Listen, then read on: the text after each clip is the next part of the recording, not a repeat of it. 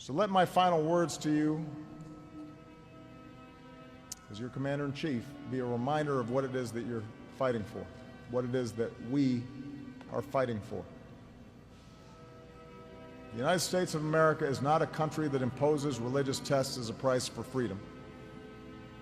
We're a country that was founded so that people could practice their faith as they choose.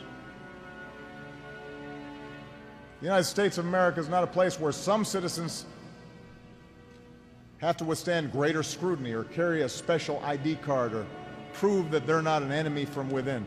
We're a country that has bled and struggled and sacrificed against that kind of discrimination and arbitrary rule here in our own country and around the world. We're a nation that believes freedom can never be taken for granted, and that each of us has a responsibility to sustain it.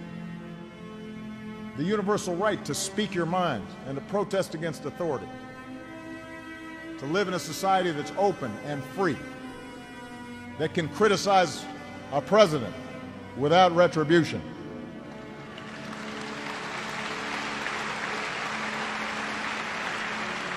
A country where you're judged by the content of your character rather than what you look like or how you worship or what your last name is or where your family came from. That's what separates us from tyrants and terrorists. We are a nation that stands for the rule of law and strengthens the laws of war. When the Nazis were defeated, we put them on trial. Some couldn't understand that. It had never happened before. But as one of the American lawyers who was at Nuremberg says, I was trying to prove that the rule of law should govern human behavior. And by doing so, we broadened the scope and reach of justice around the world.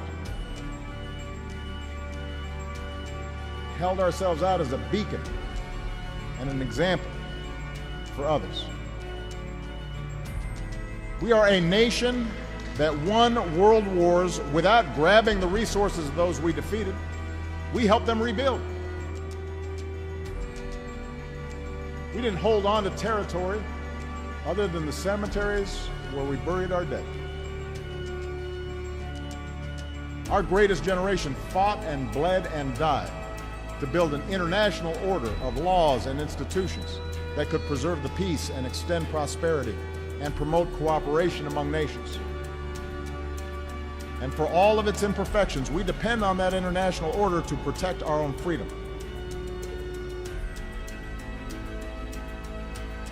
In other words, we are a nation that at our best has been defined by hope and not fear.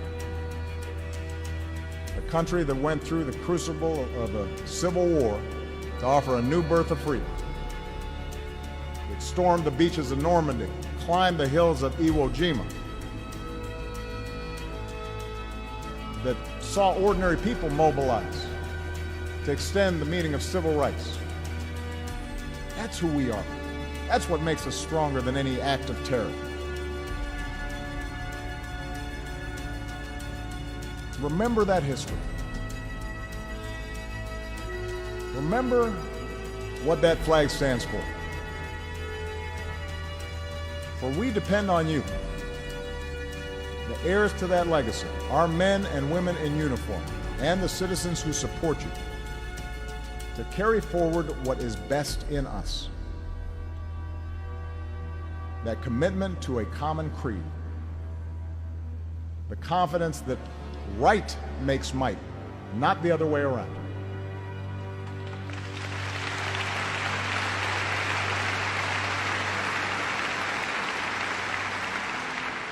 That's how we can sustain this long struggle. That's how we'll protect this country. That's how we'll protect our Constitution against all threats, foreign and domestic. I trust that you will fulfill that mission, as you have fulfilled all others. It has been the greatest honor of my life to serve as your Commander-in-Chief. I thank you for all that you've done and all that you will do in the future. May God bless you, may God bless our troops, and may God bless the United States of America.